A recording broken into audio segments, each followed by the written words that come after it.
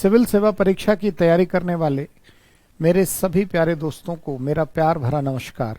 मैं गौतम आनंद यूपीएससी वाला के मंच से आप सबका स्वागत करता हूं। आज का जो हमारा सत्र है वह इस बात पर आधारित है कि किसी भी वैकल्पिक विषय को कैसे चयनित करें और विशेषकर समाजशास्त्र एक वैकल्पिक विषय के रूप में अगर हम चुने तो उसके पीछे क्या आधार है। अगर हम इसे वैकल्पिक विषय के रूप में चुनते हैं तो इसकी सामान्य अध्ययन के प्रश्न पत्रों में भी क्या भूमिका है, या सिविल सेवा परीक्षा की तैयारी के दौरान अन्य विविध खंडों में इस समाजशास्त्र विषय की कोई प्रासंगिकता है अथवा नहीं है। इसी पर पूरी की पूरी परिचर्चा आज की आधारित होगी। जैसा कि आप सभी जानते हैं कि आज का जो ये सत्र है उसमें हम लोग क्या करने जा रहे हैं। अभी मैंने बताया कि आज के सत्र में टॉपिक्स टू बी कवर्ड कि हम समाजशास्त्र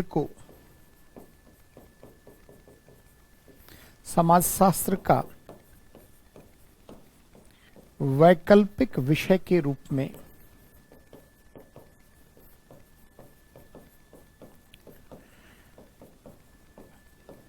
चयन क्यों, यानी आज की पूरी परिचर्चा इसी बात पर आधारित है कि हम सोशियोलॉजी को एज एन ऑप्शनल क्यों ऑप्ट करें। अगर इसे ऑप्ट करते हैं तो क्या क्या हमें एडवांटेज मिलता है, इससे संबंधित विभिन्न बातों की चर्चा करेंगे। जैसा कि मित्रों आप सभी जानते हैं कि सिविल सेवा परीक्षा की तैयारी के क्रम में जितनी महत्ता सामान्य अध्ययन के प्रश्न पत्रों की है उससे कहीं भी कम वैकल्पिक विषयों के प्रश्न पत्रों की नहीं है। यानी जितना जीएस आपके सफलता के लिए इंपॉर्टेंट रोल प्ले करता है उतना ही एक वैकल्पिक विषय का भी महत्व है। आप इसे सिर्फ मार्क्स के संदर्भ में न देखें।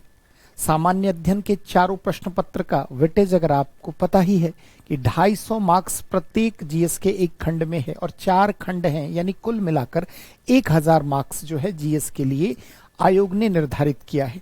इसी तरह जब बात हम करते हैं वैकल्पिक विषय की तो सोशियोलॉजी या कोई भी अन्य वैकल्पिक विषय के लिए 250 मार्क्स के 2 पेपर है, यानी कुल 500 अंक निर्धारित है। वैकल्पिक विषय यद्यपि अंक की दृष्टि से सामान्य अध्ययन का 50% ही वेटेज रखता है, परंतु इसकी आपके तैयारी के दौरान विभिन्न क्षेत्रों में महत्वपूर्ण भूमिका है। जैसे अगर आपने बेहतर वैकल्पिक विषय का चयन नहीं किया है तो हो सकता है कि अंतिम मेधा सूची में आपका नाम न दिखे या यह रैंकिंग के पार्ट पर आपको उतना मददगार सिद्ध न हो। यानी वैकल्पिक विषय निबंध में, इंटरव्यू में, इवन रैंकिंग को डिसाइड करने में इंपॉर्टेंट रोल प्ले करता है। जैसा कि हम सभी विगत वर्षों के प्रश्नों और जो मार्क्स आए उसका ट्रेंड अगर हम देखें तो हम 2 तरफ नजर देख सकते हैं। एक तरफ अगर हम जीएस के पेपर 1, 2, 3 एंड 4 यानी चारों पेपर की बात करें तो कुल 1000 मार्क्स इसके लिए निर्धारित है। लेकिन अगर आप 5-6 वर्षों में प्रश्न पत्र में प्राप्त छात्रों का अगर अंक आप देखें तो आप पाओगे कि जीएस के खंड में एक औसत छात्र या एक बेहतर छात्र जो है वह 40 से लेकर 45% मार्क्स ही सिक्योर कर पाता है, कुछ अपवादों को छोड़कर। यानी 40% का मतलब हुआ 400 से 450 की रेंज में। यानी आप अगर ऑप्शनल को छोड़कर जीएस की बात करें तो 40 यानी 400 से लेकर 450 अंक प्राप्त करते हैं। लेकिन अगर आपने एक बेहतर ऑप्शनल को तैयार किया है, अगर आपने एक बेहतर ऑप्शनल का चयन किया है और उसकी व्यवस्थित आपने तैयारी की है तो हो सकता है कि यह वैकल्पिक विषय का जो 500 मार्क्स है का पेपर है इसमें आप 280 से लेकर 320 मार्क्स की रेंज में आप रहें। यानी आपने थोड़ी भी अगर व्यवस्थित तैयारी की है वैकल्पिक विषय की तो आप 280 नंबर से 320 अंक प्राप्त आसानी से कर सकते हैं।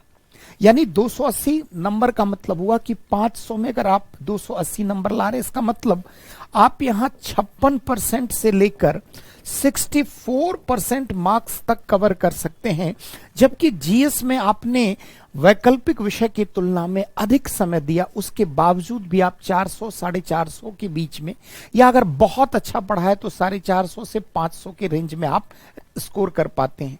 तो जाहिर सी बात है कि वैकल्पिक विषय का अपना महत्व है कि अगर आपने इसकी बेहतर तैयारी की तो यह न सिर्फ अंक में आपको मदद देता है बल्कि आपकी रैंकिंग को सुधार सकता है। चलते हैं, आज हम बात करें कि एक बेहतर वैकल्पिक विषय के क्या मापदंड होते हैं, क्या क्राइटेरिया होते हैं, और उन सभी कसौटियों में समाजशास्त्र एक वैकल्पिक विषय के रूप में कहां दिखाई पड़ता है। जैसे हम छात्रों के मन में अक्सर यह दुविधा होती है कि वैकल्पिक विषय का चयन किन मानदंडों के आधार पर हम करें। अगर मैं आपसे पूछूं कि एक बेस्ट ऑप्शनल पेपर को अगर चुनने का क्या आधार होना चाहिए, आप में से अधिकतर छात्र इस तैयारी में अभी बिल्कुल नए नए जुड़े हैं, बहुतों को पता नहीं है। कई बार हम ऑप्शनल दूसरे की देखा देखी रख लेते हैं। कई बार कुछ टॉपर्स ने अगर ऑप्शनल में अच्छा स्कोर किया है तो हम उसके आधार पर ऑप्शनल का चयन कर लेते हैं। इन सभी बातों का निराकरण आज के इस सत्र में मैं करने जा रहा हूं कि जब भी आप वैकल्पिक विषय चुनेंगे तो किन किन क्राइटेरिया का ध्यान रखें। यानी किसी भी वैकल्पिक विषय के चयन के आधार क्या हैं, कौन कौन से आधार हैं या कसौटी हैं। अगर हम बात करें पहली कसौटी की, तो उसकी पहली कसौटी है कि सामान्य अध्ययन के प्रश्न पत्रों में उसकी उपयोगिता कह लें या प्रासंगिकता कह लें। मतलब जो ऑप्शनल पेपर आपने ऑप्ट किया है वो जीएस के में कितना मददगार सिद्ध हो रहा है। यानी ऐसा नहीं कि आपने कोई ऐसा ऑप्शनल पेपर रख लिया है जो जीएस के किसी भी 4 पेपरों में नहीं है, तो इसमें होगा क्या कि आप ऑप्शनल की अलग तैयारी करेंगे, जीएस के अलग तैयारी करेंगे, तो यह ऑप्शनल आपके लिए बहुत मददगार सिद्ध नहीं होगा। तो पहला क्राइटेरिया है कि जीएस के दृष्टि से वह उपयोगी होना चाहिए। दूसरा क्राइटेरिया है कि वह अंकदायी होना चाहिए, यानी अपेक्षाकृत उसमें लोगों को ठीक ठाक अंक प्राप्त होते रहे हों।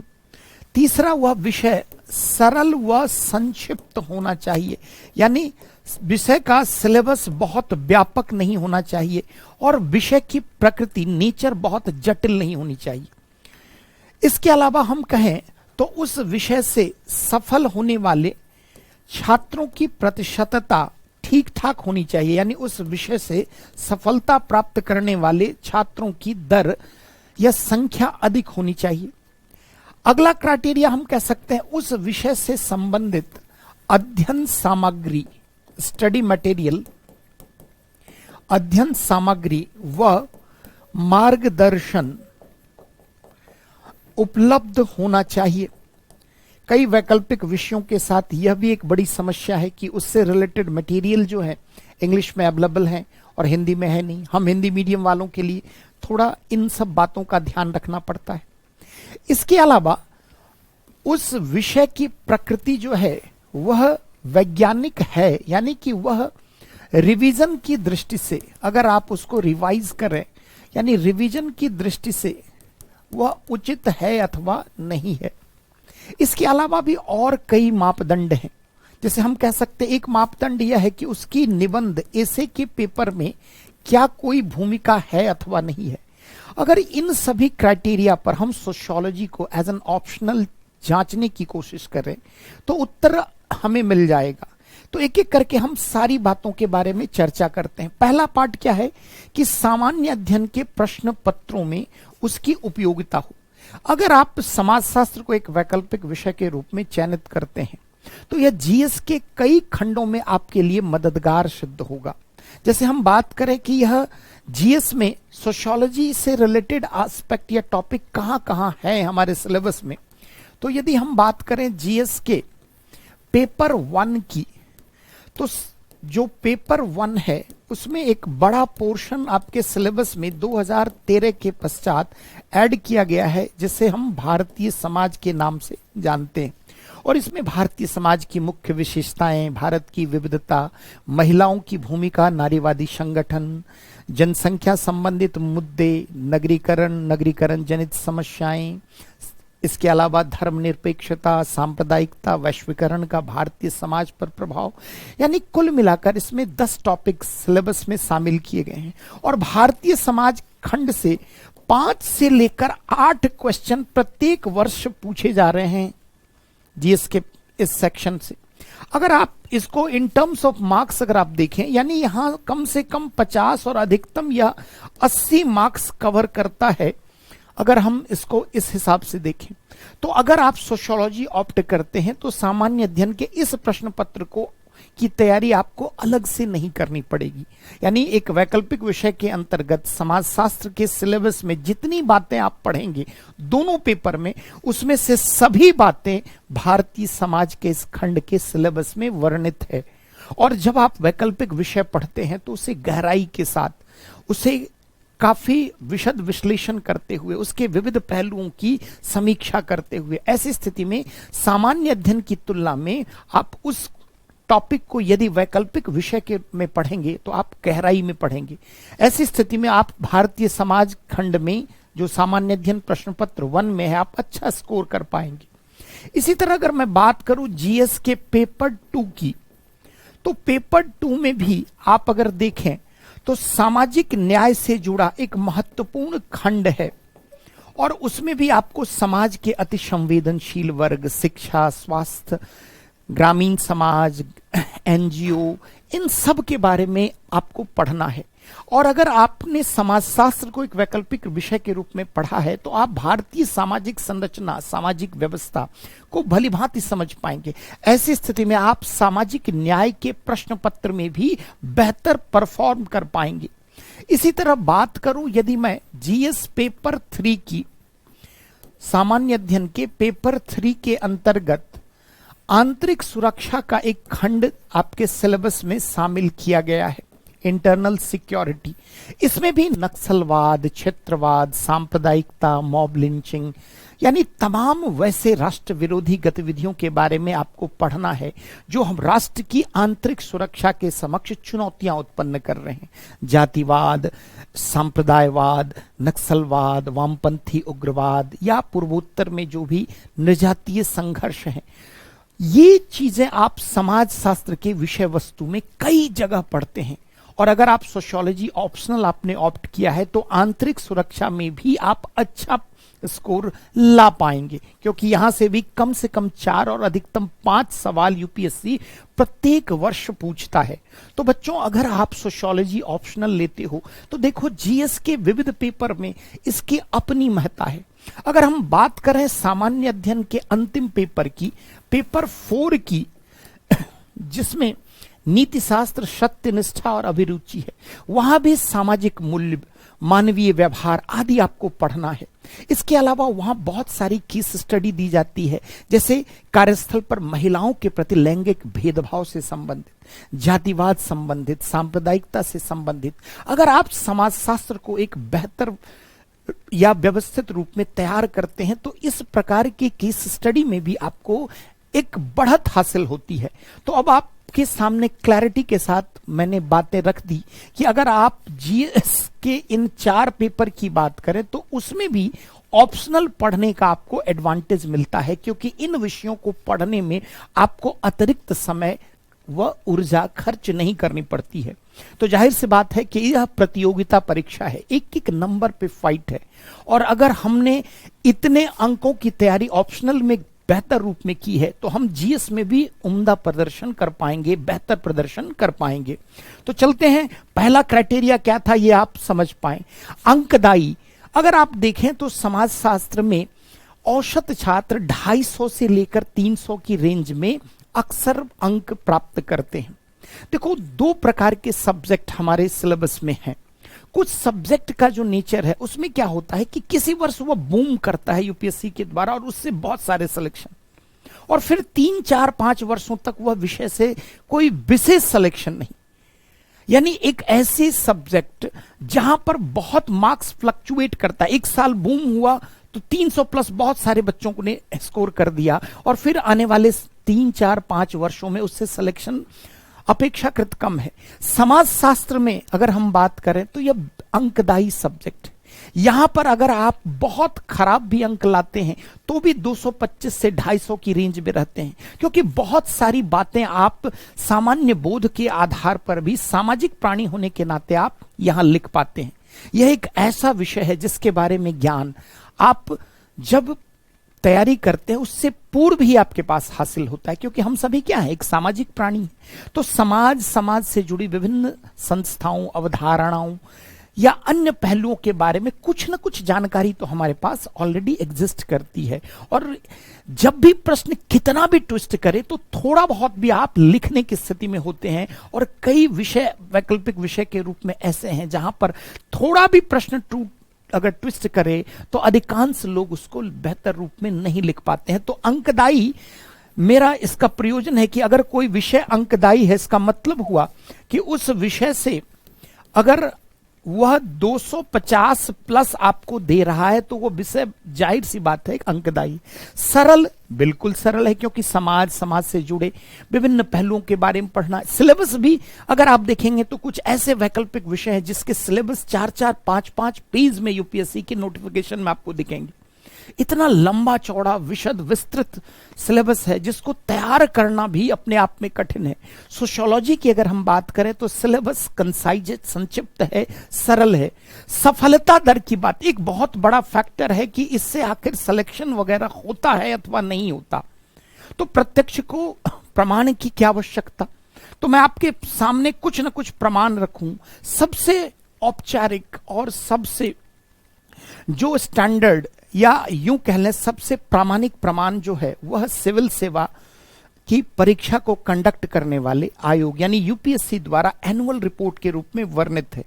जैसा कि आप सभी जानते हैं कि यूपीएससी प्रायः हर वर्ष जो भी मुख्य परीक्षा, प्रारंभिक परीक्षा या साक्षात्कार से संबंधित छात्रों का प्रदर्शन, उनकी संख्या, उनकी अन्य अकादमिक पृष्ठभूमि के बारे में एक वार्षिक विवरण या रिपोर्ट हर वर्ष वह रखता है।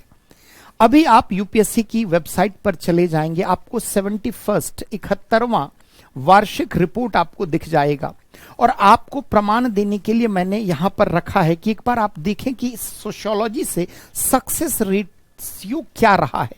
यानी अगर मान लीजिए 1000 बच्चों ने इस विषय से एग्जाम दिया तो उसमें से कितने बच्चे सफल हो पाएंगे, इसके बारे में सफलता दर इस विषय की कितनी है तो अभी जस्ट आपको मैं दिखाता हूं। आप खुद से भी यूपीएससी की वेबसाइट पर जाकर एनुअल रिपोर्ट 71 डाउनलोड कर लें।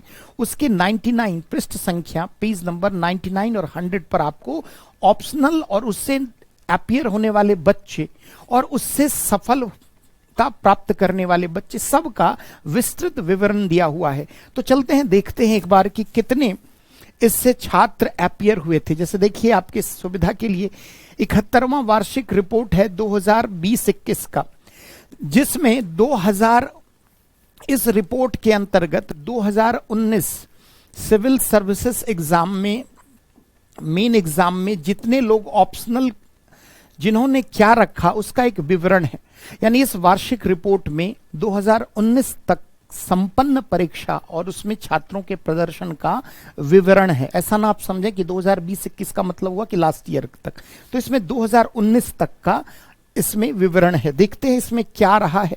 जैसे देखिए यहां लिखा हुआ भी है कि सिविल सेवा प्रधान यानी मुख्य परीक्षा 2019 परीक्षाओं में बैठे साक्षात्कार के लिए अनुशंसित किए और फाइनली अनुशंसित कितने उम्मीदवार। मैं प्रत्येक वर्ष का ना जाऊं, अंतिम 2019 तक का चूंकि यह रिपोर्ट है, उस साल अगर आप देखिए तो जो प्रधान परीक्षा में 11,474 यानी लगभग 11,500 बच्चे जो हैं वह प्रीलिम्स क्वालिफाई करके मेंस उन्होंने लिखा था, जिसमें 2302 बच्चों को इंटरव्यू के लिए बुलाया गया। यानी 11,474 कुल बच्चों में से साक्षात्कार के लिए जो बुलाए गए उन बच्चों की संख्या थी 2302 और उसमें अंतिम रूप से सफलता प्राप्त करने वाले छात्र थे 922। यानी मैं संख्या यहां रख दूं 11474 प्रीलिम्स क्वालिफाई किए यानी मेंस लिखा, 2302 बच्चों को इंटरव्यू कॉल आई और फाइनल सिलेक्शन 922 लोगों का हुआ। चलते हैं एक बार देखते हैं कि विभिन्न विषयों से जो छात्र मेंस लिखे थे उसमें विषयवार क्या प्रदर्शन रहा है।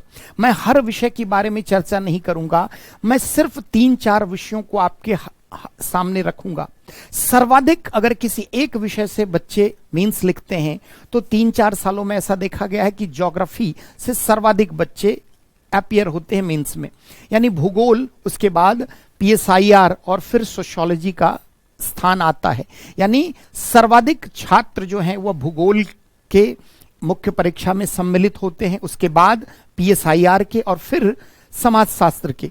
तो एक बार देखते हैं कि विभिन्न विषयों से परीक्षा में बैठे और अंतिम रूप से अनुशंसित यानी रिकमेंडेड फाइनल सिलेक्शन जिनको मिला छात्रों की संख्या क्या है और सफलता दर कितनी रही है। ठीक है बच्चों, देखिए मैं आपकी सुविधा के लिए सभी विषयों के बारे में मैं चर्चा नहीं करूंगा, बहुत सारे विषय हैं, मैं आपका कीमती वक्त जाया नहीं करूंगा। देखिए भूगोल, ज्योग्राफी है ना, भूगोल से कुल 1916 बच्चों ने मुख्य परीक्षा में एग्जाम दिया, मुख्य परीक्षा में अपीयर हुए, जिसमें से मात्र 105 लोग ही सेलेक्ट हो पाए। यानी 1916 बच्चे अपीयर, इन्होंने इसमें अपीयर किया था और 105 जो बच्चे सेलेक्ट हुए, यानी इसकी सफलता दर मियरली 5.5% है। यानी अगर 100 लोग एग्जाम देते हैं तो सिर्फ 5.5% छात्र सफल होते हैं। मेरा उद्देश्य किसी विषय की निंदा नहीं करना, आप किसी विषय को ले सकते हैं, हर विषय अच्छा है, परंतु मैं आपको सिर्फ बताना चाहता हूं कुछ आंकड़ों के हवाले से। देखिए इसी प्रकार हम अगर बात करें अन्य विषय की, जैसे राजनीति शास्त्र और अंतर्राष्ट्रीय संबंध, political science and international relation से 1662 बच्चों ने मुख्य परीक्षा में दिया था। 2019 की बात हो रही, जिसमें अंतिम रूप से सिलेक्टेड 137 लोग हैं, यानी 8.2% सफलता दर इसकी है। यानी 100 बच्चे अगर इससे मुख्य परीक्षा लिखते हैं तो उससे सफलता प्राप्त करने वाले बच्चों की संख्या 8.2 है। इसी प्रकार अगर मैं बात करूं समाजशास्त्र की, तो देखिए समाजशास्त्र से 1263 बच्चों ने मुख्य परीक्षा लिखी, यानी 2019 में, जिसमें से 126 बच्चे अंतिम रूप से सेलेक्ट हुए, यानी इसकी सफलता की प्रतिशतता 10% है। तो बच्चों आपको प्रमाण की आवश्यकता थी, मैंने प्रमाण रखे हैं, आप खुद देख सकते हैं, एनुअल रिपोर्ट खंगालें आप, विषयवार वहां विश्लेषण है कि कितने लोग परीक्षा में अपीयर हुए, कितने फाइनली रिकमेंड किए गए, और हर विषय का हर वर्ष प्रदर्शन वैरी करता रहता है।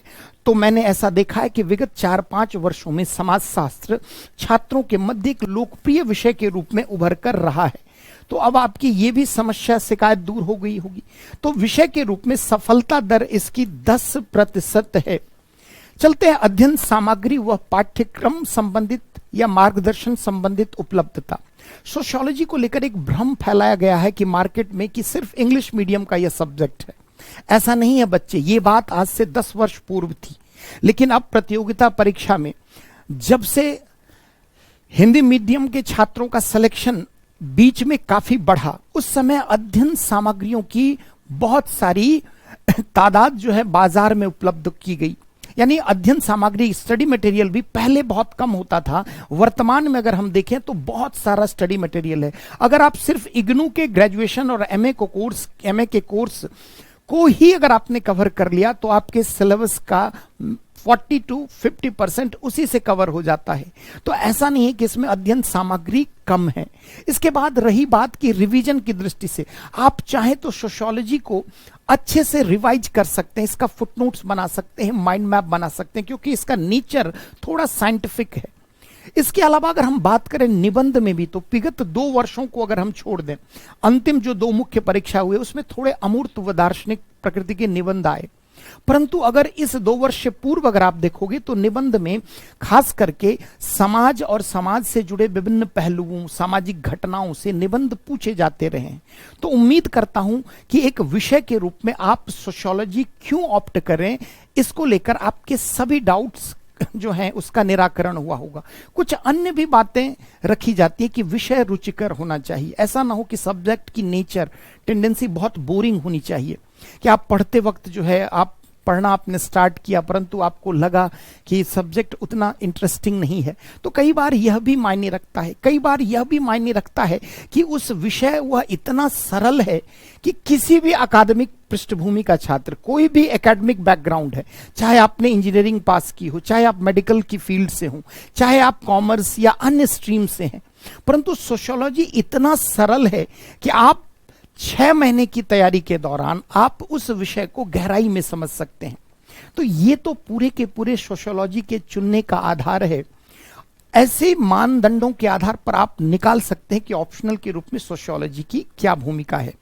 अब थोड़ा मैं आपको अपनी पढ़ाने की शैली के बारे में बताऊं कि हम लोग जब सोशियोलॉजी क्लास में तैयारी करेंगे तो हमारा क्या स्वरूप होगा क्लास का। जब भी कोई टॉपिक हम पढ़ें तो उससे संबंधित पहले प्रीवियस ईयर, लास्ट 10 साल में क्या क्या संभावित प्रश्न बने हैं वो प्रश्न हमारे सामने होनी चाहिए। जैसे मान लो अगर पेपर 1 में हमने थिंकर स्टार्ट किया, सामाजिक चिंतक या विचारक, तो सामाजिक चिंतक से संबंधित हमारे पास प्रीवियस ईयर में पूछे गए सभी प्रश्न होने चाहिए, चाहे वह 10 मार्क्स वाले लघु उत्तरीय हो, चाहे दीर्घ उत्तरीय 20 मार्क्स के। पहले और भी लंबा क्वेश्चन आता था 30 मार्क्स का, उससे पहले 60 मार्क्स तक के भी ऑप्शनल में सवाल होते थे। तो हमारे पास क्वेश्चन होना चाहिए। फिर हम पूरे विषय को पढ़ेंगे और उस विषय से संभावित प्रश्न क्या बनते हैं उसके बारे में चर्चा करेंगे। क्लास में आपको डेली जो है कुछ ना कुछ आंसर राइटिंग इंप्रूवमेंट के लिए क्वेश्चन दिए जाएंगे। कोई भी कंसेप्ट है उस कंसेप्ट को आपको क्लैरिटी के साथ समझाया जाएगा। समाज शास्त्र के बारे में छात्रों में एक भ्रम भी है कि यहाँ थिंकर बहुत पढ़ना पड़ता है, कि सामाजिक विचारक समाजशास्त्र में बहुत हैं। ऐसी स्थिति में जो सोशियोलॉजिस्ट को आप पढ़ें तो वो दिक्कत होती है। ऐसा नहीं है बच्चों। पेपर 1 में अगर आप देखो तो जो यूनिट 4 है वह सामाजिक चिंतक का है, जिसमें 3 क्लासिकल थिंकर आपको सिलेबस में रखे गए हैं, चाहे वह डर्कहाइम हो, दुर्खिम जिसे हम हिंदी में कहते हैं, कार्ल मार्क्स हो या मैक्स वेबर हो। इसके अलावा टालकाट पार्सन्स, रॉबर्ट मर्टन और मीड, ये 6 थिंकर आपको सिलेबस 1 में आपको मेंशन किए गए हैं। इसके अलावा सोशल चेंज में, पावर एंड पॉलिटिक्स में हम कुछ और 4-5 थिंकर को, तो कुल मिलकर अगर मैं कहूं तो पेपर 1 में हम 10-12 थिंकर को पढ़ते हैं, जिसमें 3 थिंकर को थोड़ा डिटेल पढ़ना होता है। पेपर 2 की भी बात करूं जो कि भारतीय समाज से संबंधित है, वहां भी आपको जीएस घुरिये के बारे में पढ़ना है, एमएन श्रीनिवास के बारे में, आंद्रे बेत्ते के बारे में, प्रोफेसर योगेंद्र सिंह के बारे में, लुई ड्यूमा के बारे में। तो मेजर जो है वहां भी 5-6 बड़े थिंकर हैं और छोटे छोटे 7-8 थिंकर आपको पढ़ने हैं। तो जब भी हम बात करें सोशियोलॉजी की तो यहां पर ऐसा नहीं है बच्चों की थिंकर्स आपको बहुत ज्यादा पढ़ने हैं। थिंकर्स कुल मिलाकर आपके सिलेबस का 20 से 25% आपको यहां पर पढ़ना है। तो उम्मीद करता हूं कि जब हम लोग कक्षा में मिले तो एक नए उत्साह जोश के साथ मिले। इस ऑप्शनल को लेकर मन में कोई भी दुविधा आपको नहीं होनी चाहिए।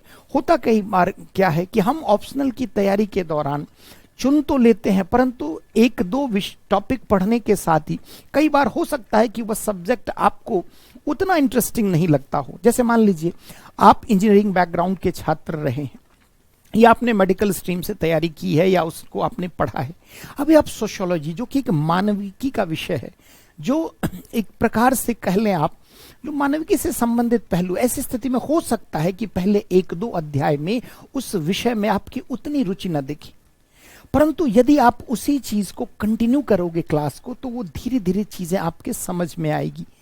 तो उम्मीद करता हूं कि हम लोग ऑप्शनल को लेकर जब भी आए एक नई ऊर्जा के साथ, एक बेहतर कार्य रणनीति के साथ हम आए, क्योंकि ऑप्शनल की तैयारी में प्रायः शिक्षक के द्वारा भी कुछ न कुछ अपने पार्ट पर कमी रखी जाती है। जैसे पूरे सिलेबस 2 पेपर सिलेबस के एक एक सब टॉपिक को अगर नहीं पढ़ाया गया तो UPSC unpredictable public service commission भी है बच्चों। अगली बार हो सकता है कि प्रश्न बहुत छोटे से यूनिट से बना दिया जाए। कई बार तैयारी के दौरान कुछ शिक्षक जो हैं एंटायर सिलेबस को नहीं पढ़ाते, वो सिलेबस का 70-80% ही पढ़ाते और 20 से 25% जो है वो सिलेबस को नहीं पढ़ा पाते।